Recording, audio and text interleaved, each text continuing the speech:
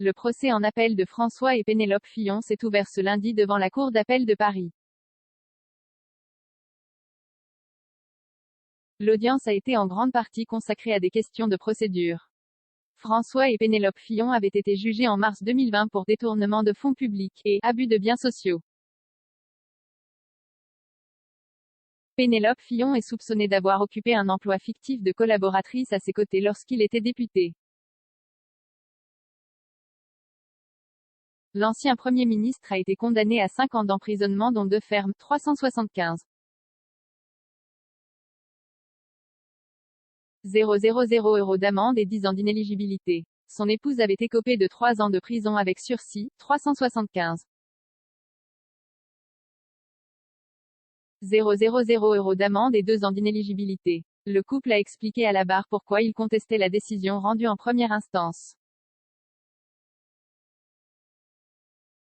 L'avocat général a fait savoir qu'il comptait demander la confirmation en grande partie du jugement rendu il y a 1 an et demi.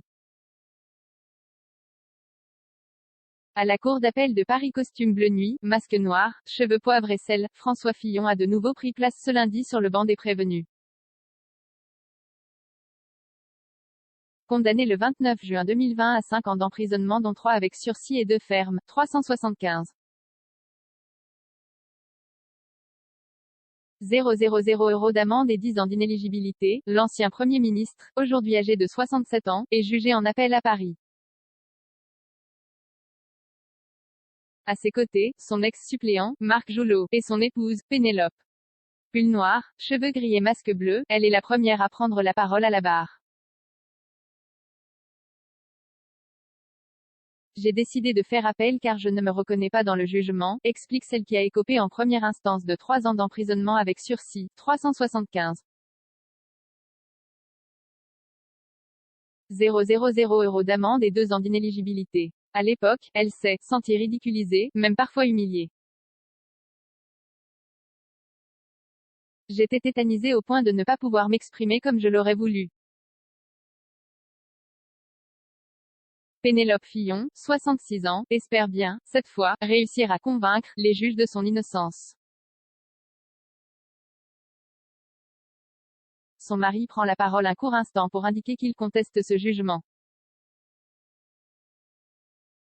Il prévoit de lire une déclaration liminaire, mais le fera plus tard. Invité à réagir aux déclarations des prévenus, l'un des 2 avocats généraux a fait savoir qu'il comptait demander la confirmation, en grande partie, de la décision, prononcée en première instance.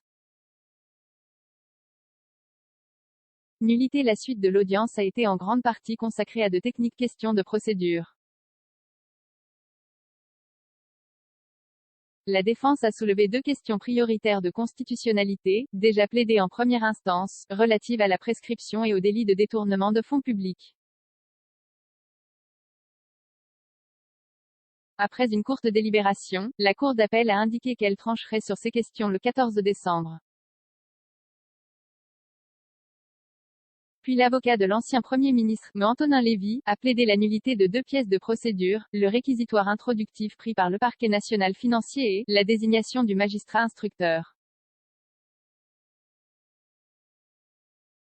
Le juge, Serge Tournaire, a été choisi car il était le seul en mesure de prendre une décision grave, celle de convoquer pour le mettre en examen un candidat à la présidentielle, estime l'avocat. Il y a eu inégalité devant la loi. François Fillon n'a pas reçu le même traitement judiciaire que les autres citoyens, insiste Antonin Lévy. En 2017, son client était le candidat de la droite à l'élection présidentielle. Mais après les révélations du canard enchaîné en janvier, il avait été mis en examen à 6 semaines du premier tour dans la course à l'Élysée dont il était finalement sorti éliminé. Prestations, fictives ou surévaluées, désormais retraité, François Fillon a consacré ces derniers mois à préparer sa défense.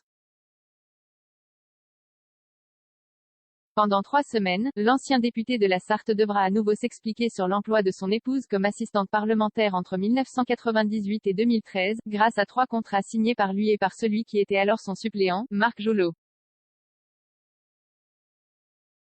Des prestations rémunérées 613 000 € net mais, fictives ou surévaluées, selon l'accusation, qui considère que les activités de Pénélope Fillon relevaient du rôle social, d'une conjointe d'homme politique, mais pas d'une collaboratrice. Le couple est aussi jugé pour l'emploi de ses 2 enfants en tant qu'assistants parlementaires de leur père sénateur entre 2005 et 2007.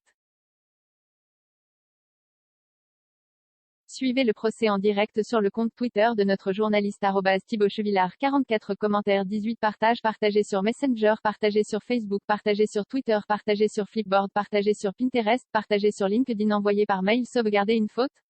Imprimé.